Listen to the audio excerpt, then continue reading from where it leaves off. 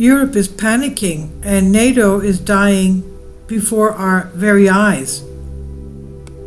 Will NATO survive or not?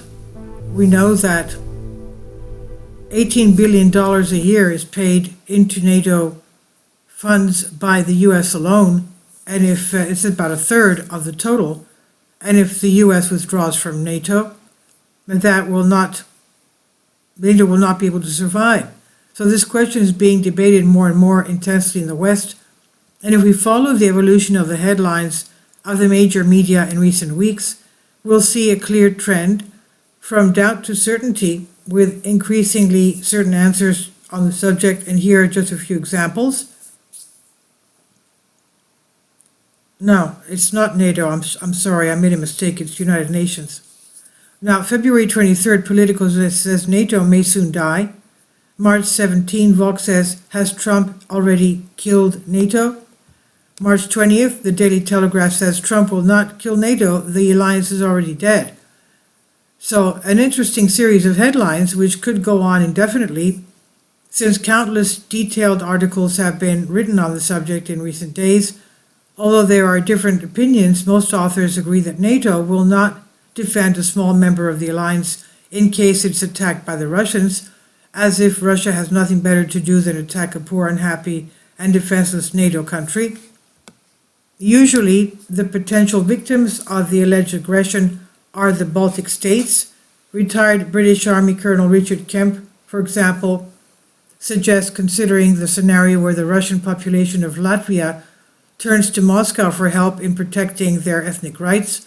Of course, the author does not propose to solve the problem from scratch, because since when have the British been interested in the rights of the Russians in foreign countries? On the contrary, he worries about what NATO will do if Russia attacks Latvia. Even if we had enough troops and ammunition to fight, are we prepared to see British soldiers die for Riga? Kemp asks. And then the development of the scenario follows. And if we do not fight for Latvia, will we fight for Poland or Romania when their turn comes?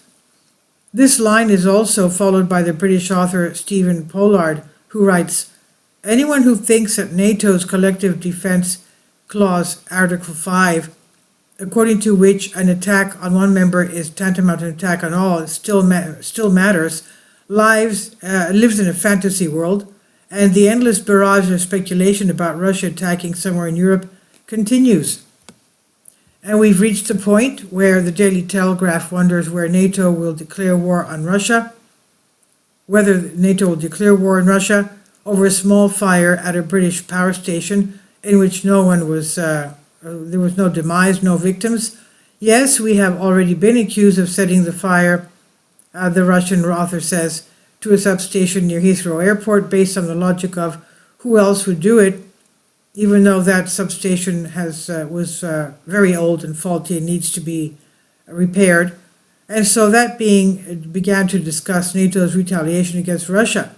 But even there, the analysis comes to the same sad conclusion. For the creators of the scenarios, the possibility seems ridiculous.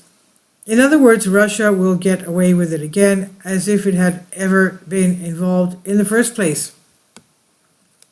And these are the concerns that plague Western public opinion today. And while British columnists are mentioned there, we know that the hysteria is even greater in the Baltic countries.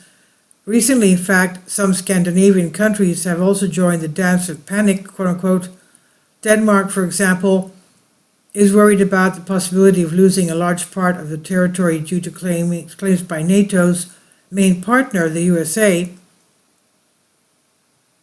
Although the Danes are gradually getting used to the idea of Trump's claims for Greenland, the attitude of NATO Secretary General Mark Rutte surprised them as he laughed when Trump spoke about the possible annexation of the island of Greenland, and thus fearing on the one hand the Russian threat and on the other the retirement of the USA from leadership.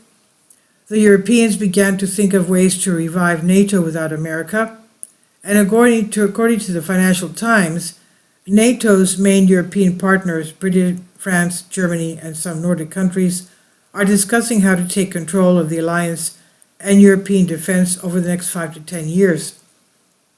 But the question is, will the US agree to these changes? The Financial Times quotes an anonymous European official as saying, "You would have to make a deal with the Americans, and it is not clear whether they want that."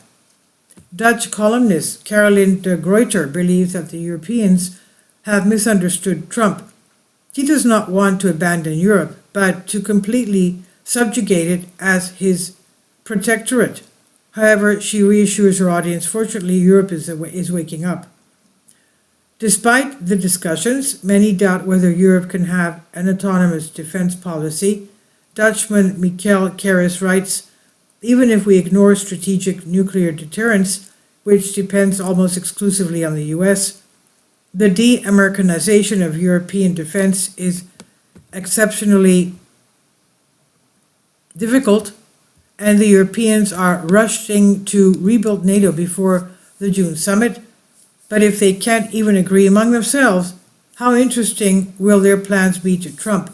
After all, his old tactic of divide and rule, divide and conquer that is, has not ceased to be valid." This is by Vladimir Korylov of RIA Novosti.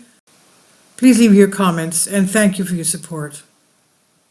Please support my Patreon account. The daily posts are 5 videos daily, and they are totally different from what I have on my YouTube channel. Thank you so much for your support, and that you find all my content so interesting. You'll find the Patreon account details in the description box below.